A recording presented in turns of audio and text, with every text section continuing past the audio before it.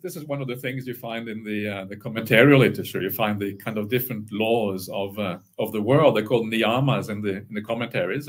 This is not part of the suttas, but it's a very common thing that is talked about in Theravada circles because it is often taught, because it kind of gives a broader idea of the laws of the world. And one of the laws of the world is the laws of seeds, and the laws of seed is kind of how plants arise from seeds or whatever. And so plants follow their own laws that have nothing to do with karma, and those laws of the world, well, sometimes they mean that the plant gets reborn in a bad place, or reborn, I think rebirth is probably the wrong word, but the plant grows in a bad place for all kind of reasons that have nothing to do with karma. It's just kind of the way the world works.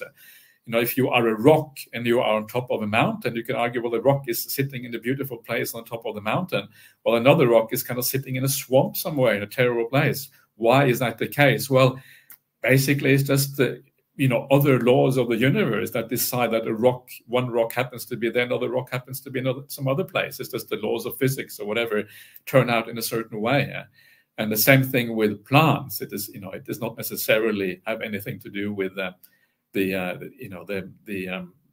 plant as such, but it kind of brings us back to the interesting question that is often asked in Buddhism, and that Ajahn Brahmali will often say this, and that is, do plants, are they actually sentient? Do they have consciousness? And I know Ajahn Brahmali likes to argue that they are conscious, but I think from the Buddhist scripture is actually very ambiguous and it's very difficult to know whether there is some underlying consciousness in plants or not.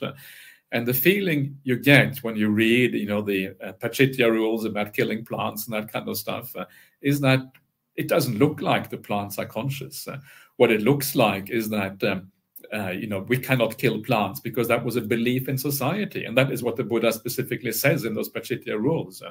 So if the Buddha says that it is because of belief in society, if plants really were conscious, then, you would have, I think, why doesn't it say that in that particular case? Because that would be a very good grounds for not killing them. Better grounds, really, than it just being a convention in society, which is not really a very strong ground, especially if you are the Buddha and you are a revolutionary character, you go against the grain of society. It doesn't seem to be a very, significant reasons for doing that. So my argument would tend to be that plants are not conscious. That's kind of my feeling about it. But I'm open to the possibility that they might be. And it is interesting. I mean, there is more and more research done in the area of plant consciousness. And there seem to be some researchers who seem to be saying that plants might actually be conscious. There seems to be, some sense where the plants actually are moving away from being damaged, for example, and that kind of thing. And that's interesting. So I think in the end, it will have to be a scientific decision on whether they are one way or the other. But in the meantime, I personally prefer to see plants as not conscious. And because they're not conscious, that means that they are following the laws of physics.